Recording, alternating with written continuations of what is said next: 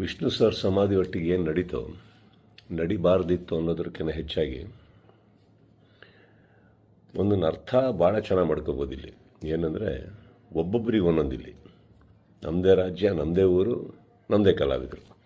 So ಹೀಗಿರಬೇಕಾದ್ರೆ ನಾನೆಲ್ಲ ಅಭಿಮಾನಿಗಳಲ್ಲಿ ಕೇಳ್ಕೊಳ್ಳೋದು ಒಂದೇ, ಇನ್ನು ನಾವು ಓಡಾಡಿದ್ದಾಯಿತು, ನೀವುಗಳು ಓಡಾಡಿದ್ದಾಯಿತು, ಎಲ್ಲರಲ್ಲೂ ಮನವಿ ಮಾಡ್ಕೊಂಡಿದ್ದಾಯಿತು, ದಯವಿಟ್ಟು ಇದನ್ನು ಮಾಡಿಕೊಡಿ, ಸ್ವಲ್ಪ ನೋಡಿ. ಯಾಕಂದರೆ ಒಂದು ಅಳಿಲ್ ಶಕ್ತಿ ಬೇಕಾಗಿತ್ತು ಇದನ್ನು, ಈ ಸಮಾಧಿನ ಉಳಿಸ್ಕೊಳ್ಳೋದಕ್ಕೆ. ಯಾರಿಗೆ ಅಧಿಕಾರದಲ್ಲಿದ್ದು ಯಾರಿಗೆ ಆ ಶಕ್ತಿ ಇತ್ತು ಅವ್ರ ಬಗ್ಗೆ ಹೇಳ್ತಾ ಇದ್ದೀನಿ.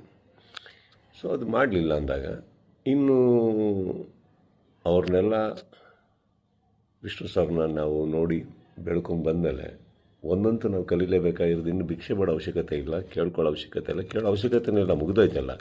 ಮಾಡಾಗಿದೆ. ಮಾಡಬೇಕು ಅಂತ ಇದ್ದಿದ್ರೆ ಇಷ್ಟೊತ್ತಿಗೆ ಮಾಡಿರೋರು. ಮಾಡಿಲ್ಲ ಅಂದಮೇಲೆ ಎಲ್ಲರೂ ಒಂದು ಅರ್ಥ ಮಾಡ್ಕೊಂಡು